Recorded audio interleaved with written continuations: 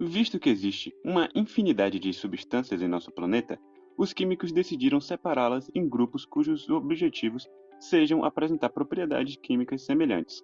Esses grupos são chamados de funções químicas. Um desses grupos é o da função inorgânica dos ácidos. Os ácidos têm várias aplicações e estão presentes em vários produtos do nosso cotidiano. Por exemplo, frutas como limão e laranja possuem ácido cítrico. Na bateria de automóveis há uma solução de ácido sulfúrico. O ácido muriático é usado para a limpeza de azulejos e pedras, que tem como principal componente o ácido clorídrico impuro, e o vinagre possui o ácido acético. Os ácidos presentes nas frutas mencionadas e no vinagre possuem sabor azedo, que é característico desses compostos.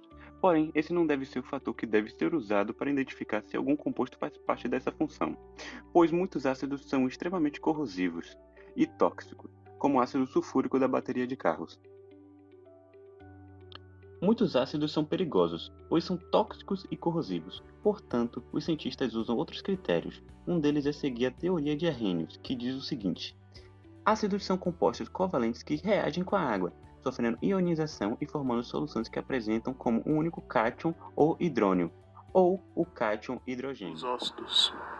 Aqui veremos o grau de ionização ou a força ácida, que é nada mais nada menos um cálculo de número de moléculas ionizadas sobre o número de moléculas dissolvidas. Os ácidos fortes tendem a ter 50% ou mais de força ácida, como o exemplo do ácido sulfúrico, que tem 61% de força ácida. Os ácidos semifortes ou moderados tendem a ter mais de 5% e menos de 50% de acidez, como o exemplo do ácido fosfórico, que tem 27% de força ácida. Já os ácidos fracos tendem a ter 5% ou menos de força ácida, assim como o ácido bórico, que tem 0,075% de força ácida. Agora, falarei um pouco sobre a nomenclatura dos ácidos. Antes de nomear um ácido, é preciso classificar. Os ácidos se subdividem em dois grupos: ácidos sem oxigênio, que são os hidrácidos, e ácidos com oxigênio, que são os oxiácidos. Os hidrácidos. Para nomeá-los, siga a regra: ácido mais nome do elemento mais o sufixo hídrico. Repare que o sufixo hídrico é acrescentado ao final do nome. Temos aqui alguns exemplos desses ácidos: ácido bromídrico, ácido iodrídrico e ácido clorídrico. Os oxiácidos. A nomeação destes ácidos é dada a partir das reações de ionização dos mesmos. Se nomeia com o nome do ácido, mais o nome do ânion, mais o sufixo ico. No entanto, existem outros ácidos que se formam com o mesmo elemento central. Assim, para nomeá-los, nós nos baseamos nos ácidos padrões mencionados acima e na quantidade de oxigênio. Vimos acima que o ácido clórico é o ácido padrão, por isso ele termina em ico. Agora, veja os nomes dos outros ácidos formados pelos elementos hidrogênio, cloro e oxigênio. O ácido perclórico tem 4 átomos de oxigênio e um oxigênio a mais que o ácido padrão. O ácido cloroso tem 2 átomos de oxigênio e um oxigênio a menos que o ácido padrão. O ácido hipocloroso tem 1 átomo de oxigênio e 2 oxigênios a menos que o ácido padrão. Agora vamos falar sobre a história dos ácidos. Os ácidos desde a antiguidade eram substâncias conhecidas. Nossas primeiras referências são os vinagres com os árabes por volta do século VII. Conforme o tempo passou, surgiram várias teorias, vários teóricos acerca dos ácidos. O primeiro deles é Robert Boyle, que contribuiu para toda essa teoria. A descoberta dele foi que, ao adicionar corantes vegetais em certas substâncias ácidas, elas mudavam de cor. E aí se descobre indicativo ácido. Depois surge Lavoisier, que no seu esforço lá de sistematização de compostos, ele supôs que todos os ácidos possuíam oxigênio em sua estrutura, o que mais tarde foi refutado por Rupert Davy, que descobriu o ácido clorídrico e viu que, na verdade, essa afirmação estava errada. No século XIX, surge Svante Arrhenius, com a famosa teoria de Arrhenius ou a teoria de ionização, que vem dizer que os ácidos são compostos que, dissolvidos em águas, produzem os íons de hidrogênio, ou hidroxila. E, mais tarde, a partir dessa teoria, surge Nicolas Bronsted e Thomas Martin-Lowry, com a teoria protônica, que vem dizer que os ácidos correspondem a todas as substâncias e uma molécula que possui a tendência de doar prótons, íons H+, ou hidroxila. Depois, surge Gilbert Lewis, que vem dizer que, na verdade, os ácidos eram espécies doadoras de pares eletrônicos. E assim foram surgindo várias teorias que tiveram o objetivo de explicar como se estruturavam os ácidos.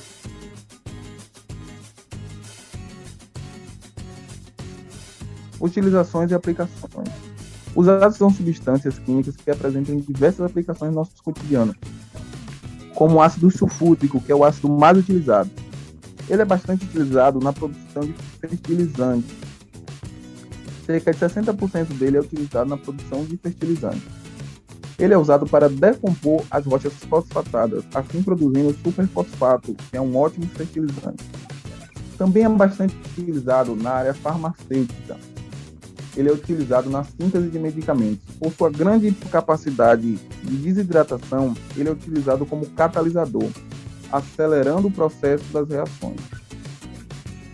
Uma mistura de ácido sulfúrico com ácido nítrico, obtida pelo tratamento do glicerol, acaba sofrendo uma nitrificação, formando a trinitroglicerina, que é altamente explosiva e é comumente chamada de TNT.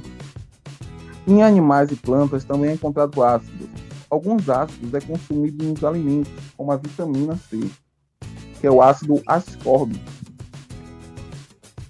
Alguns ácidos também encontrados em frutas, como o ácido cítrico, encontrado nos limões, nas laranjas, e é usado por nós como antioxidante natural, né?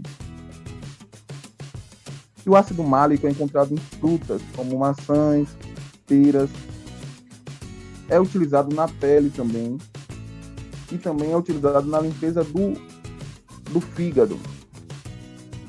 O ácido clorídrico, no nosso estômago, ele é responsável pela digestão, mas também ele é utilizado fora do nosso estômago, como um produto de limpeza para a limpeza de casas. E alguns insetos também utilizam dos ácidos, como em específico a formiga vermelha, que usa o ácido como modo de defesa. Ela utiliza do ácido fórmico, que é o ácido mais simples dos ácidos orgânicos. As empresas de cosméticos também utilizam dos ácidos, como ácido hialurônico. Por a capacidade que ele tem de absorver a água, ele é utilizado como hidratante, porque ele absorve a água, mantendo a água na pele e a pele sempre fica hidratada. E o ácido salícico, ele não é um ácido muito forte, então ele consegue apenas destruir as camadas de pele mortas que estão na nossa pele, assim rejuvenescendo nossa pele. E aí, já ouviu falar em chuva ácida? Pois bem, o ácido sulfúrico é o principal, entre aspas, vilão da chuva ácida, que destrói monumentos históricos e construções, além de degradar o meio ambiente. Isso acontece porque os combustíveis fósseis, carvão e derivados do petróleo, possuem enxofre como impurezas em suas composições. Dessa forma, quando queimados para gerar energia, eles liberam óxido de enxofre para a atmosfera, como o dióxido de enxofre. Sendo assim, esse óxido reage com a água de chuva e forma um ácido sulfúrico, que é um ácido forte e por isso causa vários estragos. Você sabe qual ácido mais forte do mundo? É o fluorantimônico, cuja acidez supera a mais alta encontrada na natureza, ácido sulfúrico a 100%. A mistura do fluorídrico com pentafluoreto de antimônio é considerada mais forte entre os materiais que outros não dão conta. A concentração do ácido é medida por meio da quantidade de íons do tipo H+, que iniciam as reações químicas com outras substâncias. O fluorantimônico tem 20 quintilhões de vezes mais íons que o sulfúrico. Porém, apesar de seu poder, ele não é capaz de correr tudo, já que a corrosão não depende da força, mas da interação química das substâncias. Uma coisa, porém, é certa: quando a corrosão ocorre, os danos são irreversíveis.